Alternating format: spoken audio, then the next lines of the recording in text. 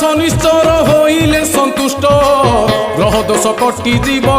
জীব রিষ্ট আহা কটি জীব রিষ্ট জয় গ্রহরাজা শনিশ্চর মহারাজ কি পাঞ্চ মেলা কলে গ্রহ দোষ যে খণ্ডন সে কথা কহুচি আজি শুণ দেই মন দিনে দ্বারকাপুরে দেবী সত্যভামা পচারନ୍ତି শ্রীকৃষ্ণଙ୍କୁ শনিଙ୍କ মহিমা আহা শনিଙ୍କ মহিমা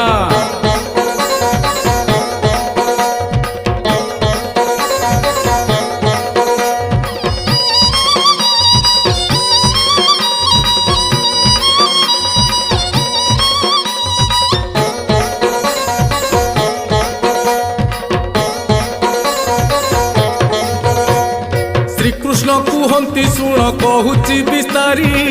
রবিনন্দনଙ୍କ কথা আদ্য প্রান্ত করি ছায়া দেবীଙ୍କ গর্ভରୁ জনম